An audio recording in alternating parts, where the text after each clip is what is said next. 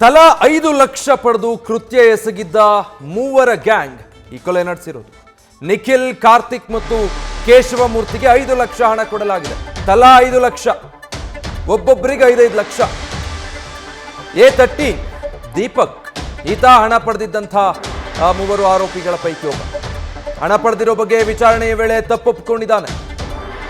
RR ನಗರದ ಶೆಡ್ನಲ್ಲಿ ಕೂಲಿ ಕೆಲಸ ಮಾಡ್ತಾ ಇದ್ರು ಈ ಮೂವರು ಆರೋಪಿಗಳು ಕೂಡ.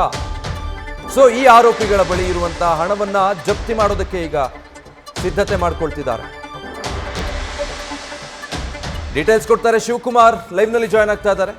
ಶಿವಕುಮಾರ್, ಈ ಮೂವರು ಆರೋಪಿಗಳು ಅಂದ್ರೆ ಶೆಡ್ನಲ್ಲೇ ಕೆಲಸ ಮಾಡ್ತಿದ್ದವರ, ಅವರನ್ನೇ ದುಡ್ಡು ಕೊಟ್ಟು ಈ ಕೇಸ್ನಲ್ಲಿ ಸರೆಂಡರ್ ಆಗಿ ಅಂತ ಹೇಳಿ ಸರೆಂಡರ್ ಮಾಡಿಸಿದ್ದ, ಏನೆಲ್ಲ ಗೊತ್ತಾಗ್ತಾ ಇದೆ ಈ ಬಗ್ಗೆ?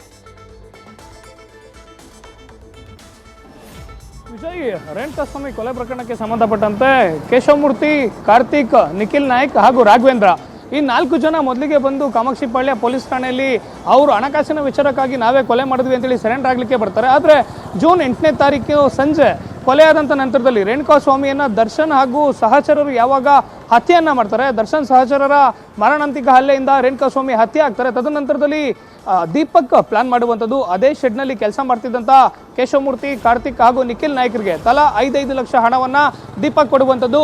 ಅಂದರೆ ದೀಪಕ್ ಹಣವನ್ನು ಕೊಡುವಂಥದ್ದು ಮೃತಪಟ್ಟಂಥ ರೇಣುಕಾಸ್ವಾಮಿಯ ಶವವನ್ನು ಸಾಗಾಟವನ್ನು ಮಾಡಲಿಕ್ಕೆ, ಏನಾದರೂ ಮಾಡಿ ಬಾಡಿಯನ್ನು ಡಿಸ್ಪೋಸ್ ಮಾಡಿ ನೀವೇ ಹೋಗಿ ಪೊಲೀಸರ ಮುಂದೆ ಸರೆಂಡರ್ ಆಗಿ ನಿಮಗೆ ತಲಾ 5 ಲಕ್ಷ ಹಣವನ್ನು ಕೊಡ್ತೀನಿ ಅಂತೇಳಿ ಮೊದಲೇ, ಅಂದರೆ ಬಾಡಿಯನ್ನು ಡಿಸ್ಪೋಸ್ ಮಾಡೋದಕ್ಕಿಂತ ಮುಂಚಿತವಾಗಿ ಆರೋಪಿ ದೀಪಕ್ ಇದೇ ಪ್ರಕರಣದಲ್ಲಿ A13 ಆರೋಪಿ ಆಗಿದ್ದಾನೆ. ಆತ ಇವ್ರಿಗೆ 5 ಲಕ್ಷ ಹಣವನ್ನು ಕೊಡುವಂಥದ್ದು. ಜೊತೆಗೆ ಕೋರ್ಟ್ ಹಾಗೂ ಬೇಲ್ನ ಎಲ್ಲವನ್ನು ಕೂಡ ನಾವು ನೋಡ್ಕೊಳ್ತೀವಿ, ನೀವು ತಲೆ ಕೆಡಿಸ್ಕೊಳ್ಬಿಡಿ, ಬಾಡಿಯನ್ನು ಡಿಸ್ಪೋಸ್ ಮಾಡಿ ಅಂತೇಳಿ ದೀಪಕ್ ಹೇಳುವಂಥದ್ದು. ದೀಪಕ್ ಪ್ರಕರಣದ ಮತ್ತೋರ್ವ ಪ್ರಮುಖ ಆರೋಪಿ ಆಗಿದ್ದಾನೆ. ಈತನ ಹಿನ್ನೆಲೆ ಹೈ ಪ್ರೊಫೈಲ್ ಆಗಿರುವಂಥದ್ದು.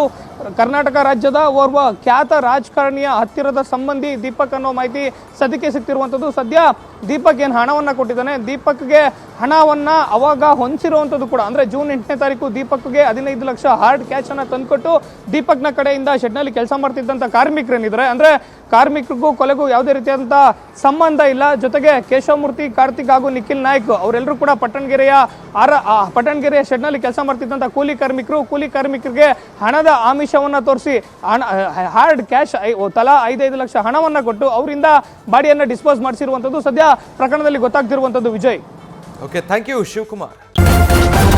ನ್ಯೂಸ್ ಫಸ್ಟ್, ನಿರ್ಭೀತಿಯಿಂದ ನಿಮ್ಮ ಪರವಾಗಿ.